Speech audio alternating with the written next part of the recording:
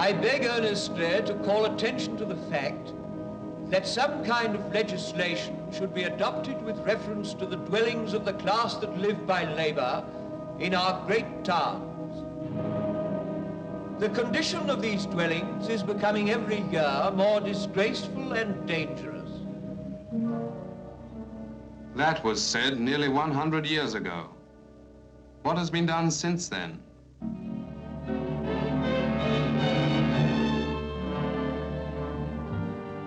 Up to the outbreak of war, many acres of slum dwellings had been cleared. Between 1919 and 1939, the greatest housing development in our history raised towering blocks of flats in our cities and scattered small houses throughout the countryside. Yet still, when the war began, more than 1/3 of Britain's families were living in houses built over 60 years ago. The condition of these dwellings is becoming every year more disgraceful and dangerous. The dwellings of those that live by labor. The largest group of workers in Britain are the housewives. Their workshop is the home, their daily job looking after their families. To some people, the housing problem is a headline in a newspaper, but millions of women throughout the length and breadth of the country can speak of it from their own experience. Listen to some of them. Mrs. Tasker and Mrs. Pendlebury of London, Mrs. Wilson in Derby, Mrs. Marriott near Northampton, and Mrs. Collingbourne in South Wales. First, London. Here is a block of workers' flats, a good, solid building put up over 50 years ago by a charitable trust. And up there at the window is Mrs. Tasker. She pays 9 and 4 a week for her flat.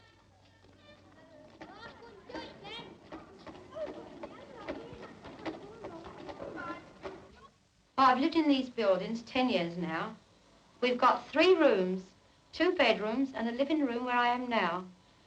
The living room, we have to cook and do our washing and bath and ironing, all in the same room, except there is a laundry right at the top of the stairs. That's the 6th floor up, because I am the 5th. I'm fortunate. I've only 1 flight of stairs to go up to do my washing. There's people that live on the ground floor. It's quite a trot up 6 flights of stairs. The other 2 rooms are one is the children's bedroom, the boys, 2 boys, and the other room is where my husband and I and the baby sleep. In the living room, we have a gas stove, cupboards for our food, and a dresser we hang our cups and saucers on and put saucepans in. It doesn't look much like a front room anyway when you ask people to come in. The water's on the landing. That's our scullery, really, because there's 2 or 3 other tenants use it beside us, and the WC's out there. But if the water's cold, there's no hot water at all. If we want any hot water, we have to heat it on the stove. I've got a rather large pramulator. When I take the baby down, I have to pump her down the stairs in the pram. And then I leave the pram down there all day. I chain it up. And then at night, I often go out for a walk in the afternoon, then I pull the pram upstairs. 5 flights of stairs. We've got a yard downstairs the children can play in. They're allowed to play down there till 7 in the winter, 8 in the summer. Of course, when it rains, they've got nowhere to play. They play indoors, and it makes it very awkward. All their toys are about the place, and my little boy stands on his head and he pulls the place to pieces, and we're never tidy at all. As a contrast, here is a new estate in one of London's outer suburbs. Mrs. Pendlebury, with 4 children aged from 11 years to 3 months, whose husband is a foreman in a factory, and who pays 22 and 6 a week rent for her house. Well, I've been in this house about 7 years now. It was new when we came in. Well, so new that it wasn't finished. The wallpaper wasn't up, so we had to wait a week or 2. But it's the kind of house that I wouldn't have taken if I could have got anywhere else, because it definitely isn't my idea of a modern house, definitely. I mean, the only covered room that I've got is what my husband's put up for me and my cabinet. What I do without that, I really don't know. I've got nowhere to put stores. We've got 1 larder. Well, I wouldn't like to really call it a larder. There's 1 shelf in there, that is all. That's right in front of the bathroom. And it's so dark that, well, you can't see. I mean, the meters are underneath. That's a silly place to put a meter in any case. Well, you've got to stand on your head to put the shilling in. Oh, and the bathroom, as I said, was on the ground floor. It's all right for the toilet, that's handy, but as for the bathroom, well, it's nothing but a nuisance. Then with no hall, none at all. You open the front door straight onto the stairs. Well, where can I put a pram? I could manage to squeeze it into that little passage. That's just about all, if I knock the wallpaper off. And then if I do that, I can't answer the front door. I could get through the keyhole, I suppose. And there's the front room. That is a big room, but plan room. As I say, there's no hall. I've got to go through the front room every time anybody knocks on the front door. That is, if I hear them. And then there's this room. Well, I don't know whether they call it a kitchenette or what they call it. I call it a muck-up. I mean, you have to live, wash, cook, feed, and as I say, everything all under one in this room. Well, that's all right. Well, I say it's all right. It isn't all right. It's not quite so bad in the summer. You can put the children outside, but when it's wet, what can you do with them? You're falling over them, you've got them under your feet. More often than not, I've fallen over a brick. And you can just imagine what it's like. A washing piling up, trying to do the cooking, trying to do the washing, sort out their quarrels, and goodness knows what else all at the same time. But sometimes I would really like to meet the man that designed the house. And what I would do with him, well, I'd put him in here on a wet washing day when the children are home from school and then he'd get on with it. And I think it's the last house he designed like this. Now the Midlands, with their grimy towns and vast industrial populations.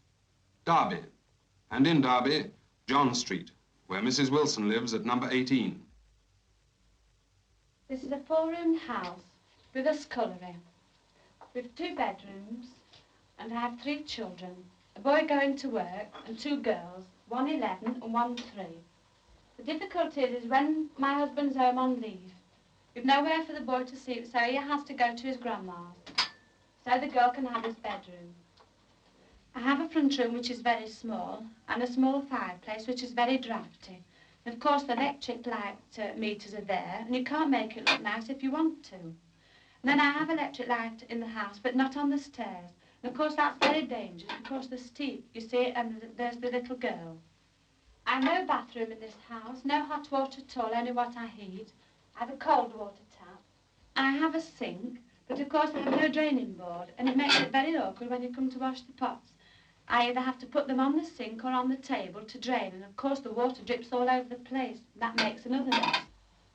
And then I've no back road to this house at all. And that's very awkward. The dustmen have to come through this way and also the coal. And they always come when I've just nicely cleaned up and polished. Of course I have to do it again then. And the toilet's at the bottom of the garden. That's very awkward sometimes, especially with the children.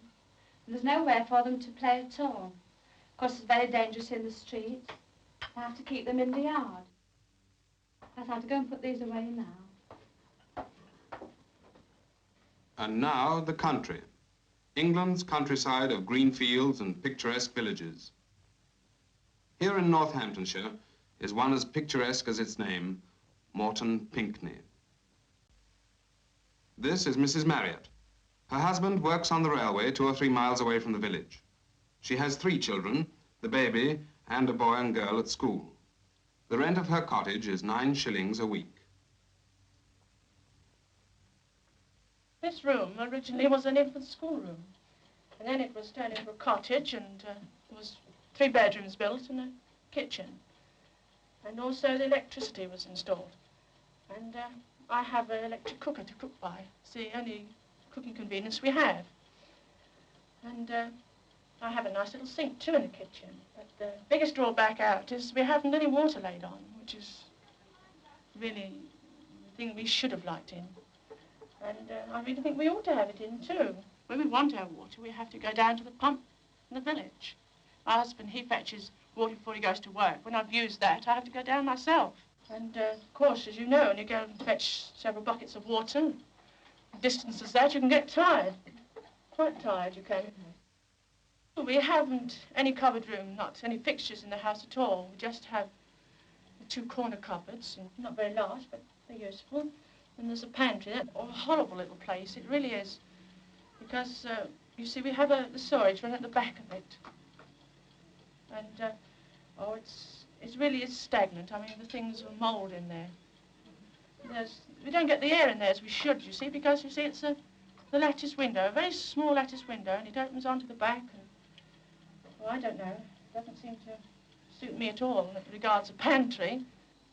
The lavatory is outside, and it is a bucket lavatory and has to be emptied very often, which is a very nasty job. You have to dig a big hole in the garden and, oh dear, it's awful, you know. It's just awful the way you have to carry on, have to dig, and have to shut the doors and the windows when he's taken the bucket up the garden to empty it. It's just awful.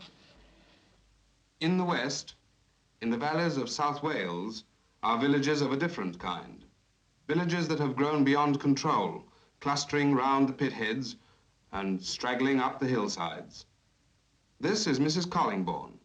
Her husband was a miner until his health failed. This house is situated in Brewery Street in the little mining village of Pontegwaith. Compared with some of the houses around here, this house is in fairly good condition. It's in rather a healthy spot. It's high up and at the side of the mountain, as it were. It comprises of 6 rooms, 3 rooms up and 3 down. My own family, of course, are grown up now, so I share the house at the present time with my brother and nephew. The thing is, with these houses, the lack of proper cooking facilities, the absence of the copper, and more than anything, the need for a bathroom. Of course, with cooking, I've just got that little oven, and since I've had the little gas ring in, I'm able to bake some cakes on the bake stone, which is much easier than if I had to stand over the fire to do them. There is a great need for bathrooms in these houses. At the present time, the way we manage is to bring the bath in by the fire and just carry on like that. Well, it means that while you're bathing, you have to lock everyone else out. You see, the houses get so dusty due to the coal dust flying about that you really need a bath every day, apart from the miners coming in from the pits as well. Because it's only of recent years that we've had pitted baths, and now they're not in all the pits. So there is a great need for bathrooms here. The water tap, of course, is outside, which means that if it happens to rain any time, you see, you'll get drenched in and out fetching water for cooking purposes and so on. Of course, when it is raining, I do my washing inside here, so you can guess the state I'm in by the time I finish.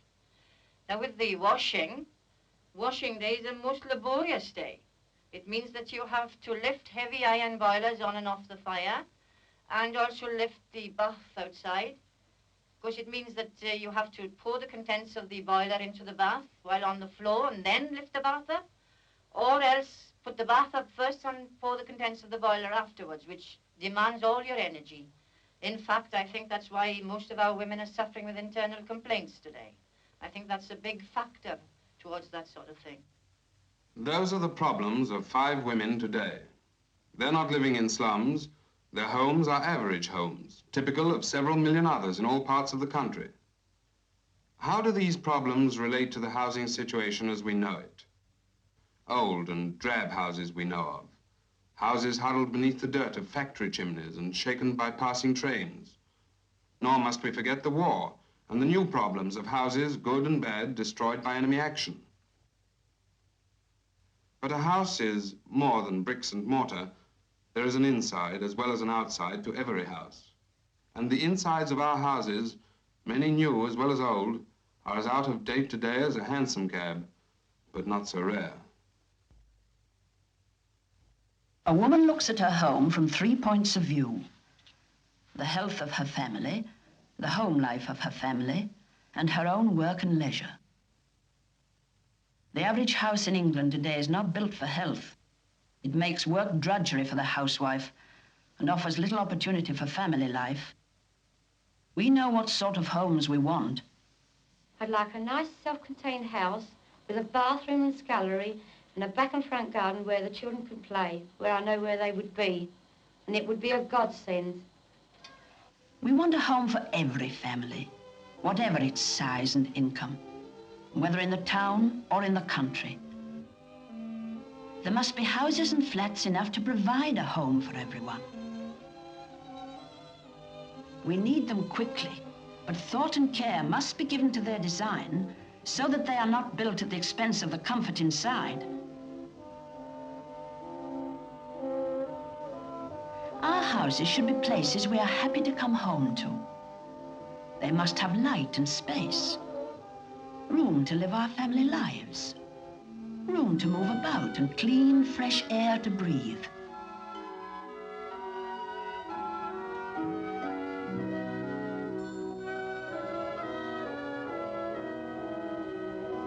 Our houses must be planned to suit our family needs. We want room to eat our meals in comfort. And a room where we can enjoy our leisure and entertain our friends with pride. A room we can enjoy furnishing, and it will repay the hard work we do to make our homes attractive.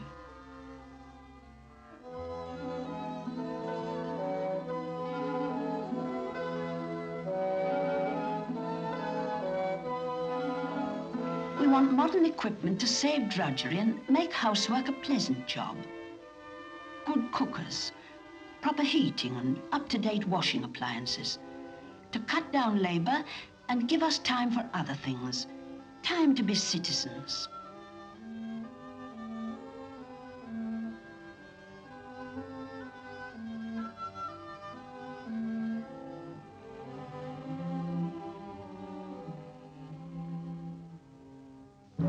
Why should we put up with old-fashioned ideas, inconvenience, darkness, dirt and discomfort? Haven't we endured them long enough? Well, we've heard such a lot about the new improvements to the houses. It makes you wonder when they're going to happen. Of course, we still have to go on hoping. That's just it. It ought not to be a question of hoping. We've got to make good the shortages caused by the war. If we have to do that, why shouldn't we take full advantage of it? The plans exist already, plans prepared by experts on all the problems of housing. The important thing is, can we be sure that these plans will give us what's wanted? To get all that we want, we won't be able to afford it. The rents will be too big. That will be our main problem. Why should it be? Rents vary according to the cost of building. And what does it take to build a house, or a block of flats for that matter? The site, the materials, the labor, and the money to pay for it all. First, the site. Obviously, if our houses are to be cheap, we cannot pay huge sums of money for the land we want to build on. Why should we? The land must be under public ownership so that we can be free to build on the most suitable sites, to plan housing and industrial building throughout the land. After the war, many building materials will be in short supply, but housing must not suffer. Research has given us new materials. We must be imaginative and make the fullest use of them. To house everyone as they should be housed, a great force of skilled men is needed. We must use whatever means are necessary to make the building industry worth working in, to train new builders, and to see that labor is used first on the essential jobs. All this means that housing must be a national undertaking worked out between the government and local authorities. That is the only way to make our plans reality, to remove the obstacles that for over a century have stood in the way of housing progress. But that only gives us 4 walls and a roof. What about the things that will make our new homes better than those we have today? A man in a factory is given the right tools to do his job and good conditions to work in. The woman whose job is running her home must have conditions as good and all the equipment she needs. To provide each home with the modern equipment we know is possible, we must use the skill of the factories to the utmost. Standardization and factory production will raise the quality and lower the cost of building and installations. The more we build, the better and cheaper our houses should be, bringing us nearer to a good home for every family. I personally think that it would be a godsend if you could get these facilities. And it's up to all women, especially working women, to get together and to insist that we get these facilities at as cheap a rate as possible. Not only the women, Mrs. Collingbourne. Everyone must insist. If we feel strongly enough, we can get what we want. Our voice must be heard through all the channels open to us. In the women's organizations, in the trade unions, and in the tenants and residents associations, we must ask for what we want.